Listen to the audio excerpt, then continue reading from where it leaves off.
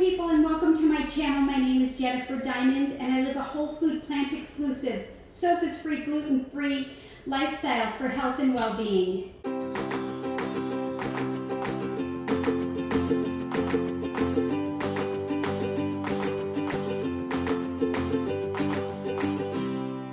And I am going to be making, say, a twice-baked potato recipe out of the Be a Plant-Based Woman Warrior Cookbook by Jane and Ann Creel Esselstyn. And there's some amazing stuff in here. This recipe is so good, you can have it year-round. But I'm actually going to be making it to bring to a Thanksgiving dinner. And it is on page 263. It's called Ann's Open-Faced Twice-Baked Potatoes. And what's so great about their cookbook is they will tell you if it's heart disease friendly or not, and if not, how to substitute it. And this one says heart disease friendly. So I thought we could do that together. And to start with, they have one large Japanese sweet potato, which I have right here, and then 6 medium Yukon Golds, 2, 4, 6. I actually have 7. I'm going to cook an extra because maybe I'll want to eat it, or maybe I'll just make a little bit more, but I had an extra. So in the past, I have made this before, and I have used the Yukon Gold and a regular yam, the orange one inside. And for me, doing it around the holidays was really nice because it gives it kind of like this festive color inside. Because what we'll do is we end up mixing them together. But this year I'm going to try the actual real one that they recommend that you use. And so if you haven't had one before, the skin is a little darker color, almost like a purple, but inside it's not. It's a light flesh inside. And so all I'm going to do is I'm going to just poke some holes, and that's it. I'm going to put these on a sheet. I don't always poke holes in my potatoes, but a lot of people do because it's supposed to alleviate any pressure that may build up on the potato and cause it to, explode or something. Sometimes I'll just cut the little knobs, the little nub, I should say, at the end of the potato, and that's good enough too. So anyways, I'm going to go ahead and do that, and then we're going to put it on a baking sheet. Oh, last one.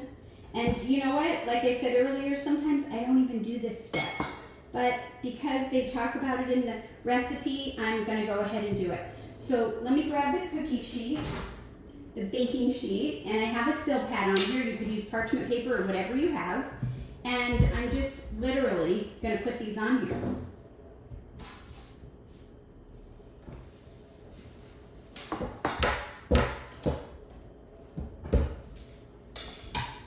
There you go. And I have enough space in here because I'm going to utilize this piece right here. But so for now, I'm just going to be putting this on the side. Now, we're also going to be needing an onion and some garlic. So I think I'm actually going to start with the garlic. And let me see, I think it calls for, you could use as much garlic or onion as you want, but this one calls for 6 large cloves of garlic and 1 large sweet onion cut into 8 chunks.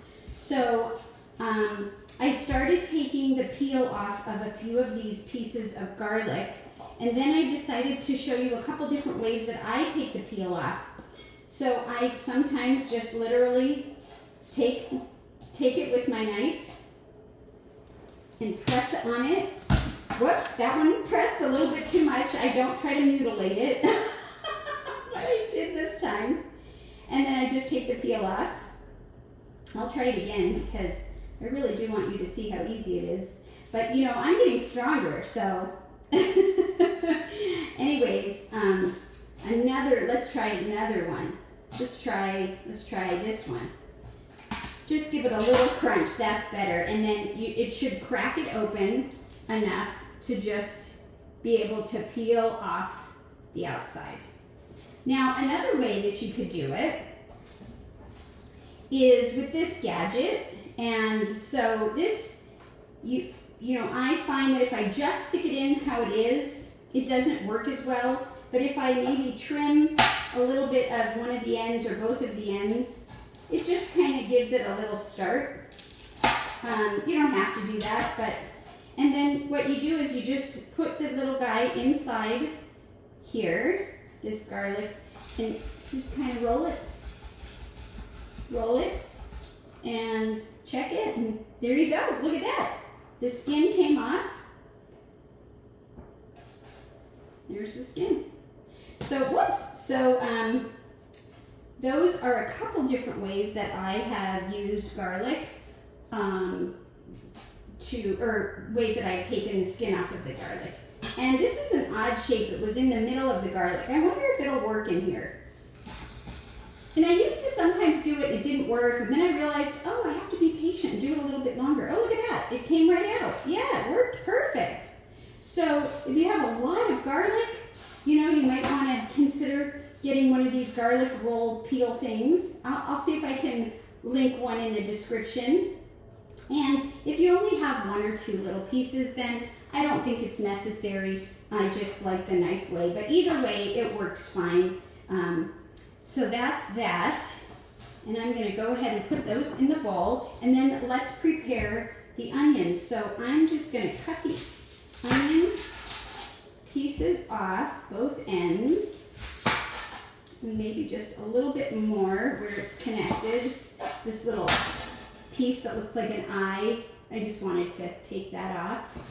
And then I'm going to peel the onion, and you know, so I could just peel this paper, the outer paper, because this first layer is usually really full of nutrients, and as you go in, you kind of lose the outside layer. But I also don't want any of the brown part, so I am going to go in a little bit, and you could just easily peel it, or you can score it. Well, I might not even have to score it. Well, I'll show you before I rip it all off. You don't need to in this case, but you know, you could just kind of score it, because sometimes the paper gets a little tricky. And with your knife, being careful, and then, yeah, you just peel it off that way. And, well, anyway, see, there's some black on here, which I don't want that, so I am going to peel that off. And so in this case, I am not going to be able to keep the barrier. I'm going to peel all this off, and it's all fine and good. And most of the time, I use those peels in my freezer. I put them in a bag in the freezer, and I use it for broth. But because it has a little bit of that black on it, I wouldn't use that one this time. Some people don't like to use the skin because they think it makes the broth taste bitter. And just for safekeeping, I'm going to go ahead and peel this off too. Just one outer edge, which I normally wouldn't do, but because I just don't know exactly what that was, it looks fine in here, I'm just going to do that. And so what I will do is I will keep this for my broth. And then I'm just going to cut it into a few different pieces, just straight down. And then I'm going to also, maybe I'll cut it this way so that I'm not having a circle teetering on a cutting board. I have a flat portion on the cutting board, and then I could just cut that down the middle, and then we have eight pieces. If you want to have more pieces than 8, have more pieces than 8. If you want to have less, that's fine. The idea is just to get it to cook. So what we're going to do is, let me move this out of the way. We're going to go ahead and get some tin foil and parchment paper. Now, I currently have the Kirkland brand parchment paper, and this one I think does have, it is bleached. So, you know, when I use up what I have, I'd really like to try to find and use the non-bleached one. So this I think is bleached because it's white, whereas some of the other brands that are the green brands, they have more of a brown color. But whatever you have is fine, and I don't like to put my food touching tin foil or aluminum foil, so I'm going to be wrapping it in the parchment paper and then wrapping the whole thing in the aluminum foil. I'm just going to take this and set that aside, and then I'm going to get a piece of this aluminum foil. Why don't I like to use aluminum foil? What's wrong with aluminum foil? Well, it's made out of aluminum, and aluminum is not good for my body. It's been known to cause cancer and all kinds of disruptors. And so when I learned about that, I quickly stopped using that. And even in deodorant, you can get aluminum-free deodorant. And anyhow, so that's why I'm doing it that way. And so what I do in this case is I'll turn this foil this way, and then I'll put the parchment paper on top. Costco always has such a big width on their parchment paper that sometimes I just fold it and tear off the extra piece. And then I can take a bunch of the extra pieces for a later time, cut them up, and use them to line my Breville oven if I want to cook something. So I just put the pieces in the drawer where I normally keep that, and that's for next time, so I'm not wasting. Okay, so here we go. And we're just gonna take the onion wedges and the garlic cloves. And just wrap them up ever so nicely in the parchment paper. However you can is the best way.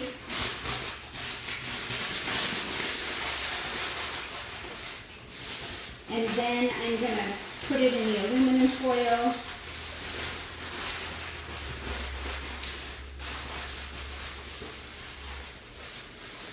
And there I have my little package ready to go. So I'm going to go ahead and put it to 420 because my oven doesn't, it's not calibrated correctly. And so I know that I have to put the temperature up higher on there, but inside it's actually what I want it to be.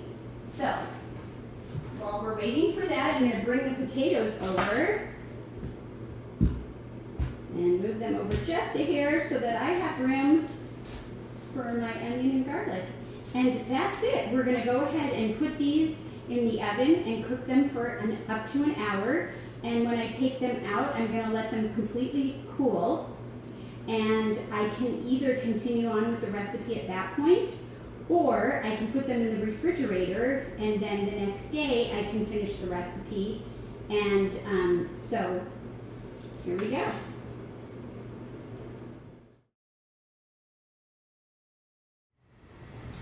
Oh yeah, these look pretty good. Oh wow. Let's see. Use this fork and just kind of I don't really want to punch a hole in it, but I might just give it a little squeeze.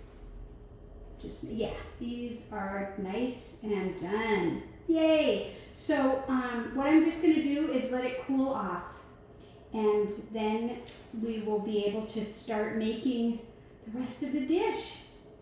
So the first thing that we're going to do is we're going to use the food processor, and we are going to take all of the goodies that we have in here, the onion and the garlic, and put it in the food processor. Now I usually use the big 16 cup, this big one, but this isn't really a lot. So I am going to show you my my smaller insert. And I was hesitant for a minute because I was thinking, I probably could put this in the NutriBullet as well. But just because I want to show this to you, I'm going to do it in the smaller cup. And how you do that is literally keep it in here. And this is the S blade, but it's the smaller one. And it goes in here. And one thing that I have noticed about it is the big one most of the time still gets dirty because some of the insides, if they're liquidy or even if they're powdery, tend to blow kind of up while it's going and kind of go in this. But, you know, I don't mind. This way it makes it so that it's a smaller container and it will get it better. If it's a wider container, sometimes it's too, and you don't have a lot, it's too close to the bottom of it, and so it doesn't process as well. So anyhow, I'm gonna go ahead and open this up and show you. And one thing that we want for sure is all the liquid. And there have been times when I made this where there wasn't any liquid. That's okay, but if there is any liquid, we want the liquid. So I'm gonna go ahead and open this up. Ooh, there's nothing like the smell of cooked onions and garlic. Oh, I love it. Oh my gosh, can you see that? Beautiful. All right, so I'm just gonna take this part out. And actually, I was gonna put it through the hole, but I think I'm just gonna plop it right in here. Oh yeah, there is some juice in here, some liquid. I'm gonna call it liquid gold. Oops.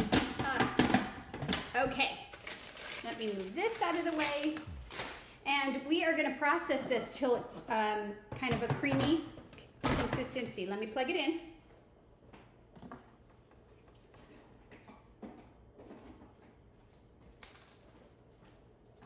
And here we go.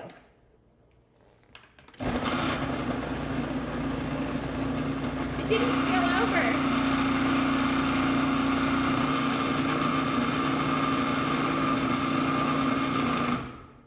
It didn't spill over. Hot dog.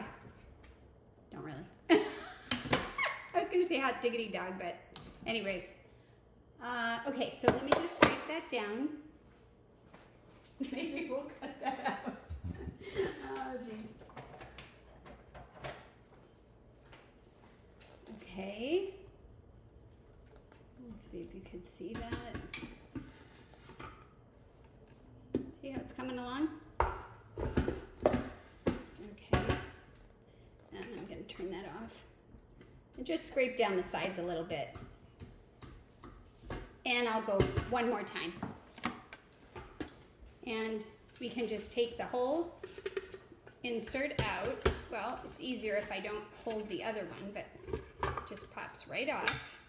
And wow, this time it's clean. But normally when I use it, I'm not surprised if anything gets in the bigger one, and I just put it back in. This has a consistency so far, almost looks like applesauce. I mean, there are a little bit of chunks still, but not very much. So we're gonna go ahead and put this in a bowl. That is so much flavor in this bowl right here. And it's gonna bring the potatoes to another level of goodness. Okay, yummy. So if you haven't subscribed to my channel, please consider subscribing and hit the notification bell so you'll be notified when I go live or post new videos. I'd like to know, have you tried this? What do you think? Let me know, leave a comment, tell me. Or are you just interested in trying it? Also, if you like this video, hit the like button and it will help me spread the word to others. So here we go. I just want you to see, you know, how it is. And there is still some liquid. And so we're gonna set this aside and work on the potatoes. Okay, so this isn't hot anymore, and so I can definitely do that. And I'm just gonna place the potatoes here. And remember, I made an extra one that we may or may not use. Or it might be the sample one. Okay, so what we're gonna do is just cut these in half. the first way that I had it, like that.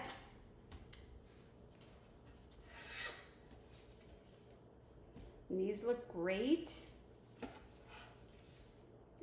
You know, we can try to go this way. This was the way that I was not leaning towards doing it, but just for fun, I'll show you, you know, depending on what it is. I kind of like this one a little bit better, but they're both going to be fine. Any way you slice them, they're going to taste yummy. The Japanese sweet potato. And I've been really looking forward to showing you, if you're not familiar with this, what it looks like inside. Like I said, it is a white inside. And this can kind of see. It's actually not super white. It does have a little bit of a yellow tinge to it. Hopefully the camera is showing it, you know, not so yellow. So it looks like this end piece doesn't look so great. So I am going to just cut that off. Just looks like it was a little bruised, and that's okay. So if you find anything that, you know, imperfections in the potato that you don't like, just cut them off. No one's going to know. And yes, that's going to change it, because now it's going to be like this. But here's another thing. Sometimes, or there have been times when, like, this boat or this, you know, potato skin is so much bigger, longer wise to fill than this one, that when it's all, you know, when we're getting ready to fill them and they're all scooped out, I might even cut this in half so that I have 4 of these pieces. But we're going to see how it goes. So right now I'm going to start scooping all the insides into this bowl.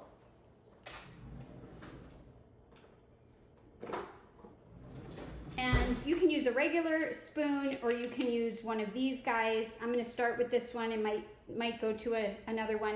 But the trick is that you don't want to go too close to the edge, because if you get everything out of there and you're left with just the skin is not going to be, there's not enough to this particular skin on these potatoes that's going to hold it in place. So I try to scoop most of it out, leaving a little bit so that you can see like that.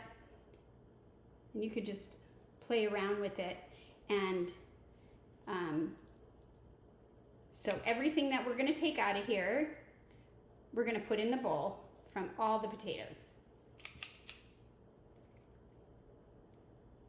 And even if you do it this way and the skin still doesn't seem like it's holding very well, it's okay. It's okay.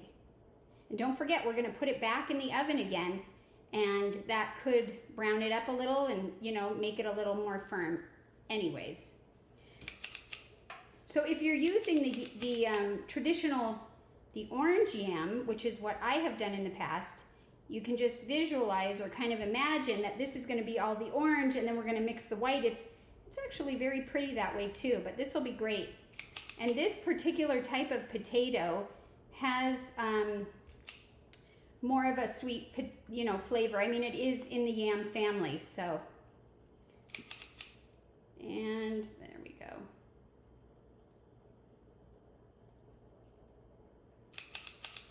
And so you can see how I did this boat. Let me show you. Okay, now we're gonna move on to the insides of the Yukons. And this scooper is a little too big for these, so I'm gonna grab my smaller scooper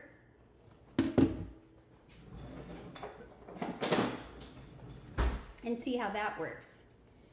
So I think that might be a little bit better. And it doesn't matter about the ball shape. I'm just trying to figure out what tool is going to help me accomplish it easily and, you know, still leaving some of the potato in there so that I have that shape. See? So I could go a little more, or I could just leave it. I went a little more. All right, let me do the rest.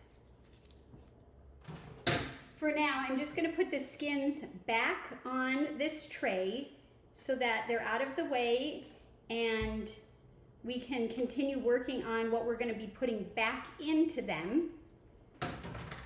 And then we are going to be mashing up the potatoes. This is the potato masher that I use, and you can use a fork, you can use a potato masher, you could probably even, you know, use a mixer if you're into that.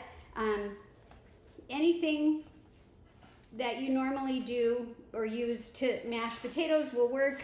They're soft, and what I'm noticing about these Yukon Golds are that they seem very starchy. I don't know why I'm noticing it more now than usual, because I do eat a lot of Yukon Gold potatoes, but I try to eat all different variety of potatoes. I certainly love them. So I'm just mixing this up a little bit and mashing it really well. Just kind of. And so that's something else, right? So we're not using the orange one. So I can't tell as well that this is, you know, how thoroughly this is mixed. Whereas when I use the orange yam, I can tell and can make it as mixed up as you want. All right, so I'm going to set that aside for a minute. We are going to stir in the onion mixture that we have over here. And since this is a little bit of a bigger bowl, I think what I might do is just actually, instead of stirring this into there, I'm gonna move it over here to the bigger bowl and just try to get some of the potato out of the utensil so I don't waste everything, because I don't like to waste. I like every little crumble, and I just want to get it all,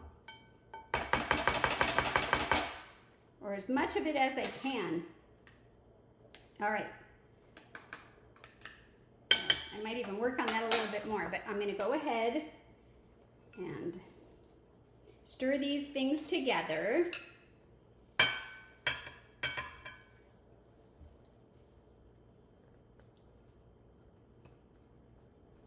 Yum, smells delicious. You know, when I have just plain baked potato or any kind of like mashed potato, I sometimes just put garlic granulates on it, or Benson's Table Tasty, or nutritional yeast, but the fresh garlic is amazing. So let's move this over there. I'm just gonna kind of incorporate it so that it's all mixed up.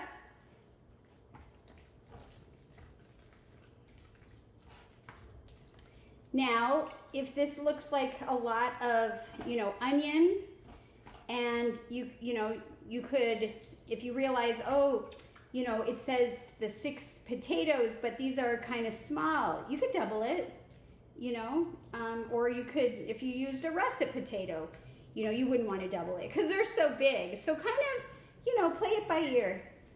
Nice.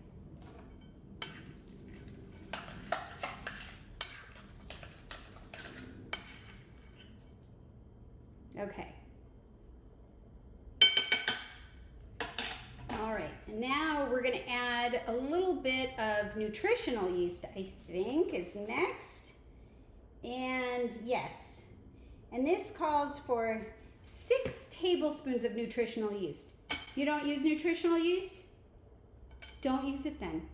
So, or if you use it but you don't use a lot of it, then you can cut it down. It's supposed to give it more of like a cheesy flavor. If you're not familiar with it, I use this one by Well Your World. It's non-fortified, it's gluten-free, nut-free, and vegan, and I really like it. I don't eat a lot of nutritional yeast, but I do eat some. So let's measure this out. And it said tablespoons, right? Is that what you guys remember me saying? And yes, you did, and I did, and here we go. So there's 1, 2, 3, 4. I'm going to start with 4 and see how that is, and I can add another 2 if I'm doing the recipe exactly. And I think I'm going to get a bigger spoon There we go. And I'm gonna start mixing that in a little bit.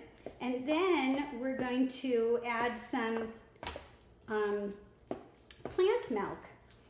So I'm just gonna keep that half mixed, set it aside, and the recipe actually calls for a cup of unsweetened almond milk or other non-dairy milk, or you can use vegetable broth, plus a little bit more if you need it. Wow, well, I don't have any vegetable broth with me right this second, but I really like the idea of that. But today I thought I would use my organic oat milk powder from Joy, J-O-I.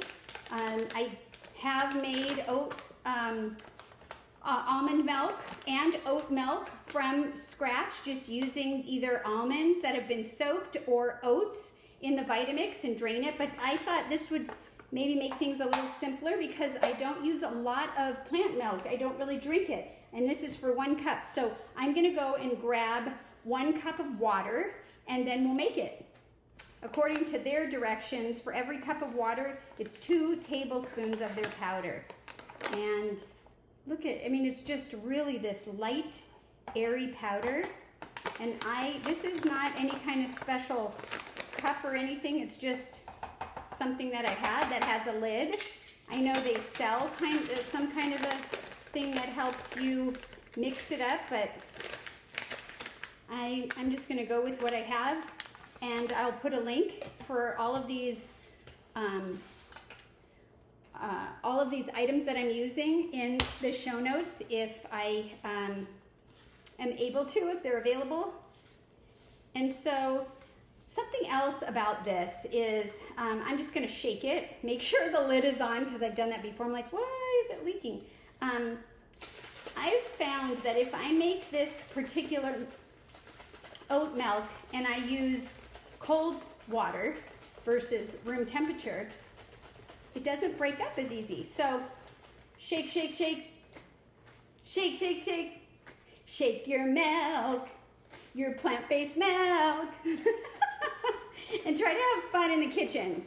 And then the prize at the end is the yummy tasting food.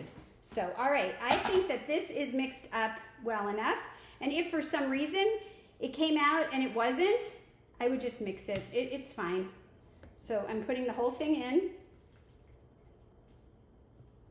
Beautiful. And I'm gonna gently stir this in and incorporate the liquid with the nutritional yeast. And I love the idea of using a vegetable broth, and I think in the future I might try that just because I haven't tried that yet. Oh, love it, love it, love it, love it. We're gonna do a pinch of cayenne pepper just to give it a little kick, but not too much kick because the families, people that are eating this with me aren't they don't like a lot of kick. So I'm gonna say that that is probably a 1/16 of a teaspoon. I'm just gonna put a tiny bit in there, mix it up, and I'll leave the lid open. It calls for black pepper. I'm using up my pink peppercorns, and I'm just gonna go ahead and add some of that in. And it's all to taste, so you don't like cayenne, leave it out. You don't have peppercorns, or you don't care for them, or you're allergic, leave it out.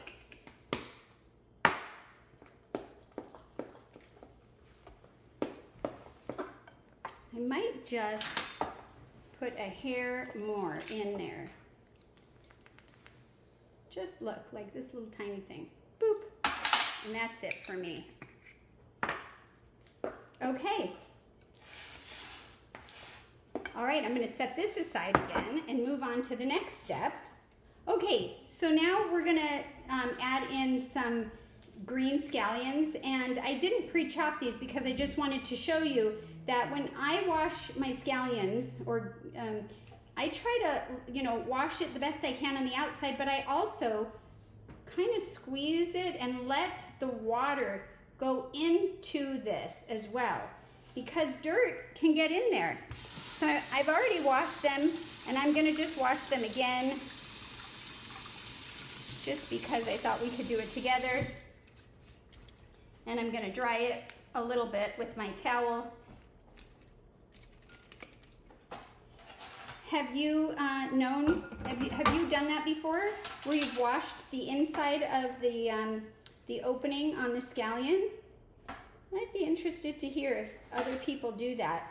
So these I can put in my veggie broth collection, and you could just dice these, slice them any way you want. I'm gonna go ahead and just kind of go down the middle.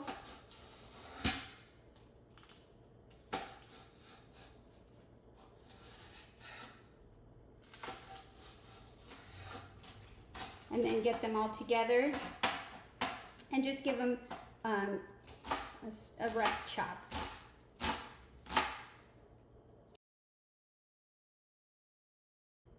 And now I'm gonna get my other little scraper tool, and I'm gonna add all of these scallions into the potato mixture. And then we have one more thing to cut up and add.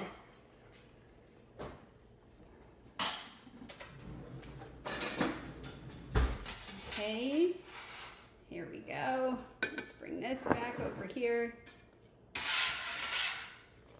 Yeah, yum, yum, yum.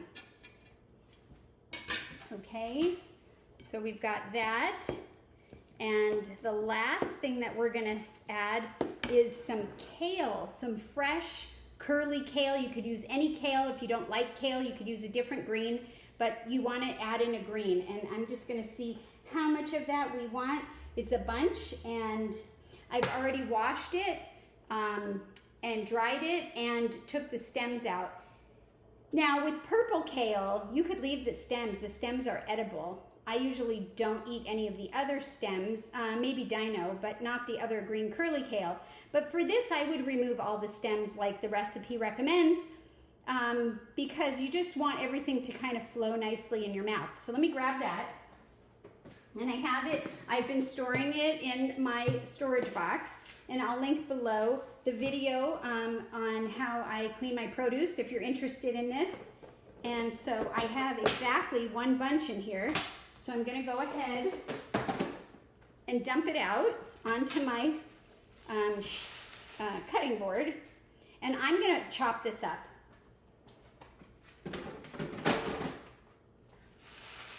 So I think I will do half at a time. And what you can do is you can kind of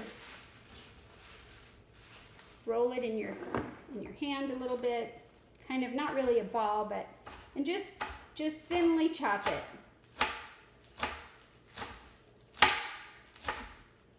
Now this was a very big bunch of kale, so I'm gonna add it half at a time and see. Maybe I won't want it, you know, I don't want it to just be green full of kale. I want it to be an equal mixture, and based on the size of my my potatoes and, you know, how much kale, I kind of just want to see how it goes. So I'm gonna chop half. We're almost done.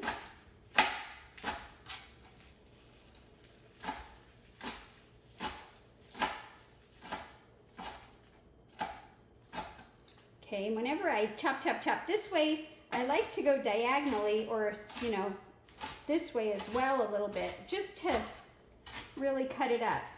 And, you know, you could even massage the kale to make it a little bit less puffy. That's a good idea. Then I could fit all the kale in there. I might just chop it up just a little bit more to bring it down. See, all these ideas you can come up with while you're cooking. Just be creative and inventive, and you can't go wrong. Okay, so I'm gonna add this half in, and we'll give it a mix. We bring the potato mixture back. And let's just add this. Oh, this is looking good.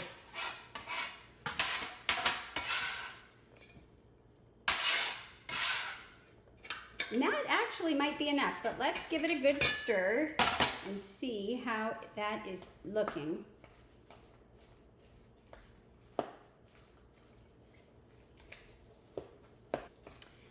I am feeling like that is plenty of kale. What do you think? So if I were going to add the rest of this bunch like it called for, and this was a very large bunch, I think I would want more potato because I would like it heavier on the potato side. So I'm actually going to use this for something else and just go with the half there.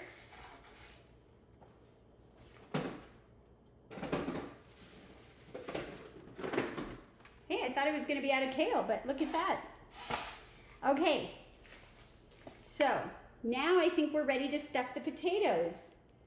All right, so I'm just gonna start over here.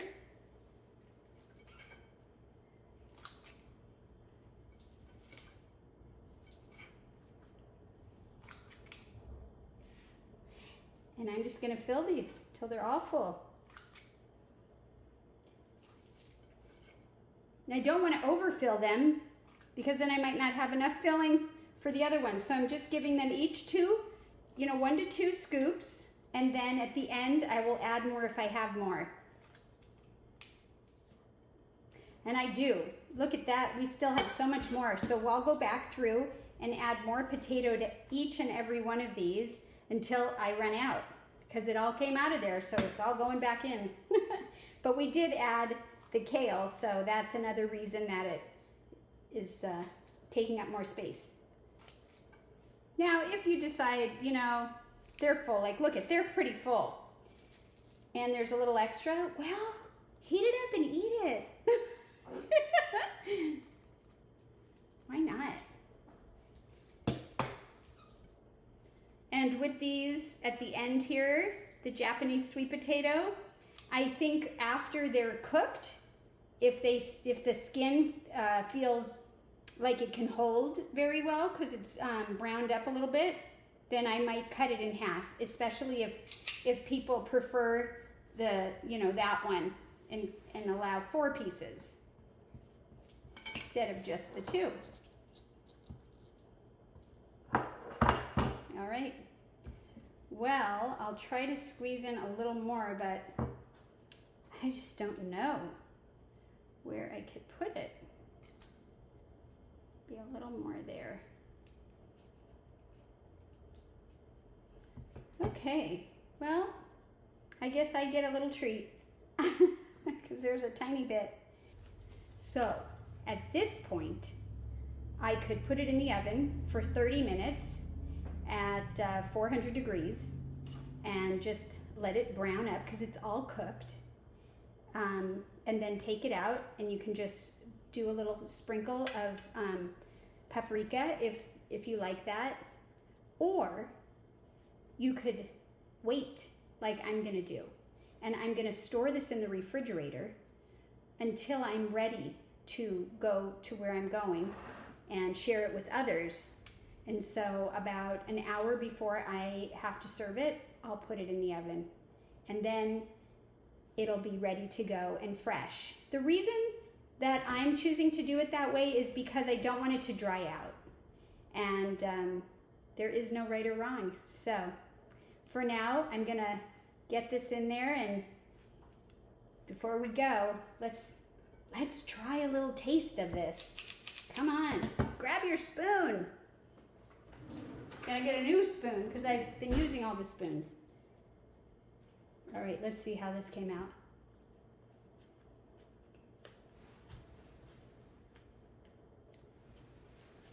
It's good. It's got a different flavor this year because of that sweet potato. It's got like the Japanese sweet potato gave it a real sweet flavor. And so that's the thing you got to remember. The different potatoes, the different amounts that you put in with the nooch and other flavors, or if you use oat milk or the vegetable broth, whatever you use, it's going to vary the flavor, so it keeps it new and exciting every time you make it. So, yeah, I love it. Give it a try.